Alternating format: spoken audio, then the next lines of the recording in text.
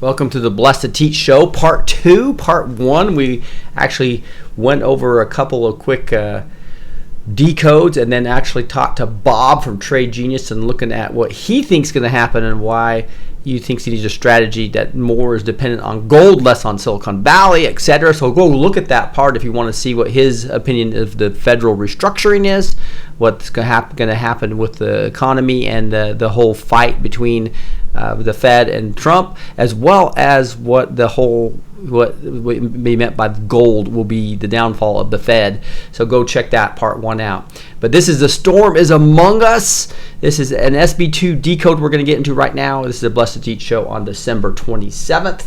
It looks like we got a great connection now. So now that the virtual shield's back up, I flipped from Dallas to Chicago. That's a cool thing. If you have any problems, you just flip to a different city. I don't know if I was being attacked by it. It seems like I get attacked quite a bit here lately. But it looks like I have a great connection right now. So let me know if you guys are on and looking good as far as the internet. I'm going to refresh this real quick to see, make sure I get my tweeting back. I want all my chat back is what I like. I love that when I get that from you guys. And it's stalled from the last one real quick. So I'm going to restore chat is what he says. And there it is. Beautiful. Perfect stuff. There you guys all are. Pop out chat. I have got you guys all on right now. So again, we're talking The Storm is Among Us. How exciting is that?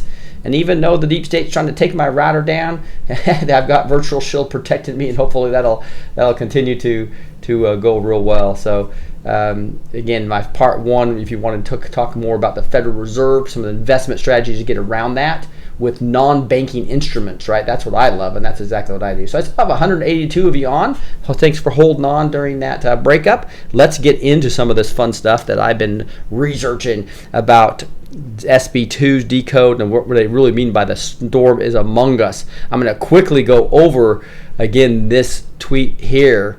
That is a decode of this drop from all the way back to the 55th drop way back on November 2nd. If you go back all the way to November 2nd, 2017, if you look at when this was dropped, it was at 44.21, 13.44.21. So if you take Trump's tweet, which was all the way back on, here it is, I'm blowing it up even bigger for you. It says, have the Democrats finally realized that we desperately need border security and a wall on the southern border, need to stop drugs, human trafficking, gang members, and criminals from coming into our country. Do the Dems realize that the most of the people not getting paid are Democrats? And so they take these large, all the capital letters that don't make a lot of sense to capitalize a lot of times. Like, you don't need it. Border security does not need to be capitalized. The wall doesn't have to be capitalized. So they take all those things that didn't have to be capitalized and pull them into a code to go look at. And they take that, they look at it, and it looks at it, and you can see they take B plus S and W equals 44. And then they take the 2 plus 19 and 23, and they take the S and B that equals 21, and that can decode into this 4421. And they take the rest of them, and it turns to a 55 in the gematria, and that points to 55. So they're basically saying that this tweet that came out today on the 27th at 7:60 a.m., and points to the marker way back in November of 2017. What does that say? It says, the storm is among us. Here it is. Look to Twitter. Again, this is November 2nd, post drop 55. Look to Twitter. Exactly this, my fellow Americans. The storm is up on us. God bless. So if this sounds right, that tweet pointed us back to 55, saying it's not the storm is coming, it's the storm is here, right? So that's kind of exciting. We also went through a bunch of Federal Reserve discussion in part 1, so go over there in part 1 if you want to look at that. Let's look at this SB2 decode. It's fascinating. The Trump effect and the reason POTUS tweeted, "Poor me." So you probably saw that they just were all over that. The whole deep state was all over the fact that what in the heck did he mean by poor me? and they just ridiculed him, trying to mock him, all that type of stuff. So let's read what SB2 says about it. It says, I will start by giving you a quick update on the Trump effect. I'm sure you enjoy following its activities around the world as much as I do. Do you remember Trump's last trip to France when he canceled a visit to the World War I cemetery over poor weather?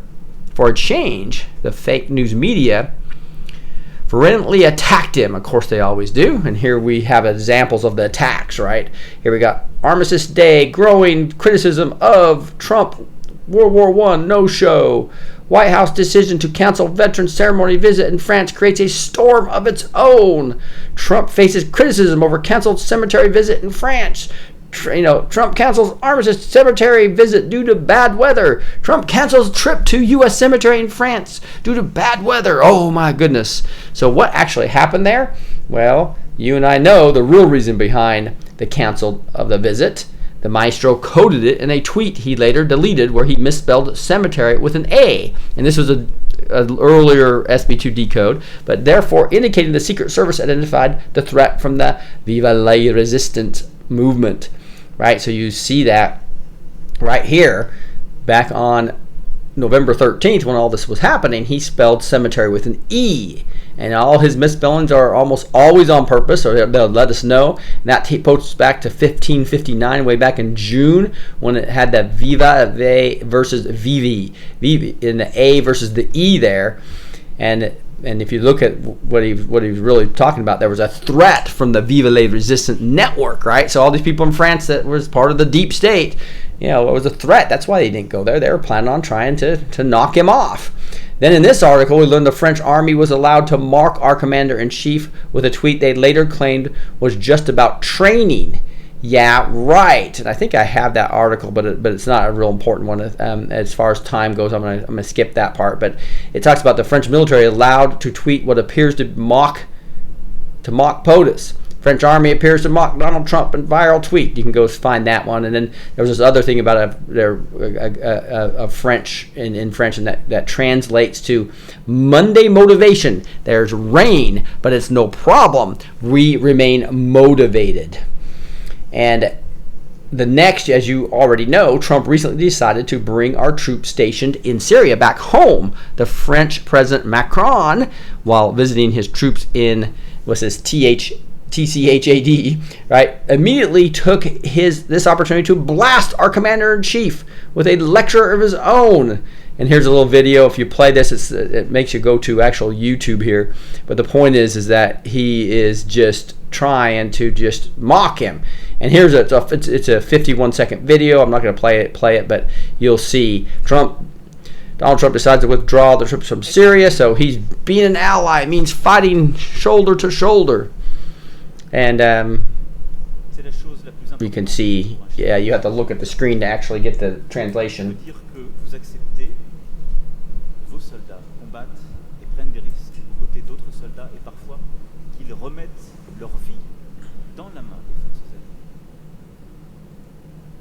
Yeah, so every time they get a chance to say something bad about the president, Macron's going to take that chance, right? I mean, take that opportunity every single time. And then it says, as you can see, after this lecture, the French president flexes his muscle and stated that despite Trump's decision, France would remain in Syria. Okay, but then later that day, right after singing the French national anthem with his troops, this happened. Now this is bizarre, but watch this soldier right here. Right here.